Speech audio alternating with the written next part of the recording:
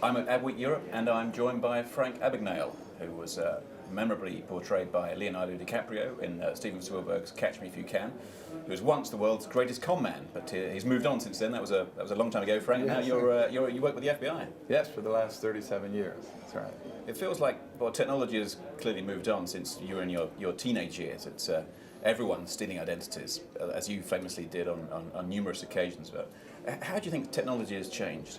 Well, back years ago, for example, to steal someone's identity, you had to do a lot of research. So, you read the newspaper and you read that somebody filed a bankruptcy, but now today, 20 years later, they're very successful. So you'd go back to the bankruptcy court and you'd walk in, it was public records, you'd go in the microfiche and you'd fish out the bankruptcy filing, you'd print it out, you'd have their signature, his wife's signature, his date of birth, her date of birth, his social security number, her social security number, and you went on about stealing their identity.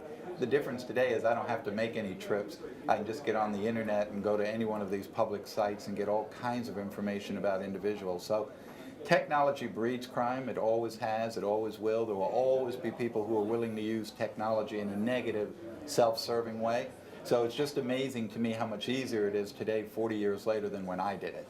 And it's sad that technology hasn't actually helped people assist catching these fraudsters, but it's the other way around. It's making it more difficult. It's making it more difficult, but at the same time, we develop technology that helps law enforcement and helps prevent a lot of these crimes. But basically, you have to stay one step ahead of that criminal. So to me, all technologies are only good for a very short period of time. So you develop a technology, you put it into effect. After a period of a few years, you revisit it and make it a little better, so that you're staying one step ahead of the person.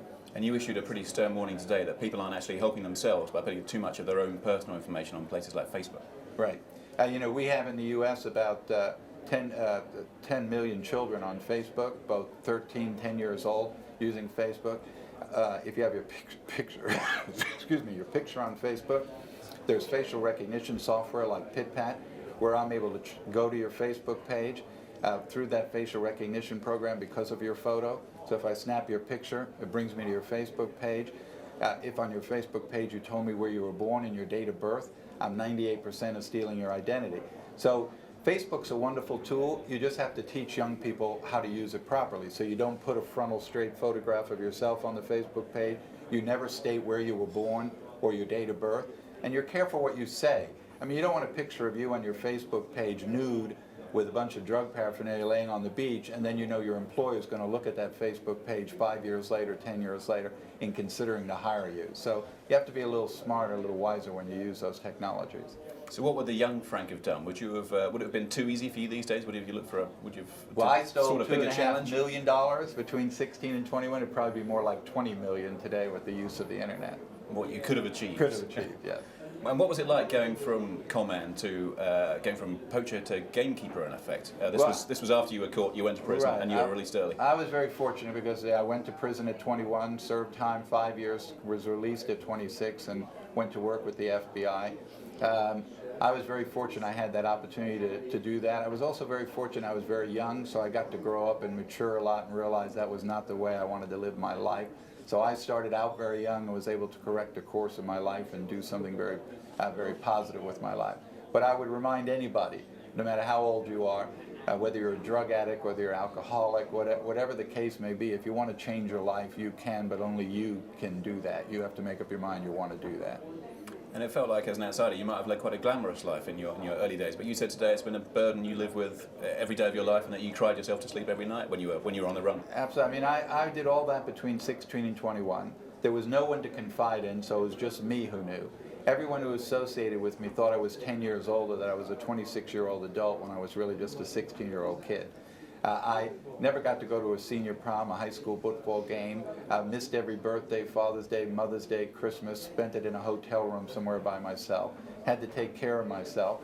It was a very lonely life. So for all of Hollywood making it somewhat glamorous, it was a very lonely way to live. And even if I knew where it brought me today, I would never want to have to go back and live that over again. Was it like being a gambler or an alcoholic? Was it hard to give it up in those early days? Well, in the end, it was people, it started out as survival. How am I going to survive? And so I started writing checks. Then people started chasing me for writing those checks. So then it was, how do I stay ahead of the people chasing me? So it all just finally caught up with me. And like they always say, in the end, when you're caught, you do feel this great relief that it's over and nobody's chasing you anymore. Even though you've got to pay your dues, you're glad it's over. So it's not a life you want to live. And it's a question that a lot of people ask me on Twitter. What did you make of the film? I thought they did a great job. He was very careful. It was the first time Steven Spielberg had ever made a movie about someone living. So he wanted to be as accurate as he could. So he went out and got the 3 real FBI agents who were retired and brought them on the set as his consultants. And I thought he did a great job of staying very close to the story. He changed very minor things and it had no relevance to the actual story. And he didn't sensationalize it, you think? I didn't think he didn't sensationalize. I think he stayed as close as he could to the actual facts of the story. And your life story has become a book, a TV series, a Broadway musical. Yes, but you're not making any money from this, right? No, because of my agreement with the government, I received no compensation for those things.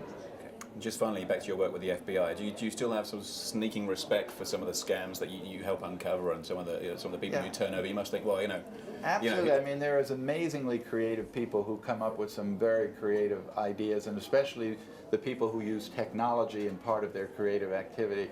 So you have to respect some of the things they do. But like someone told me a long time ago, and it's so true, if you took just 50% of that ability and put it in the right direction, you could make a lot more money than you can make in the wrong direction. It's just people like the wrong direction because it's an easier road to take. But if you take the little harder road, you're going to be a lot more successful and you're going to not stay out of jail too. Okay, on that positive note, Frank, thanks very much. Great, thank you, my pleasure.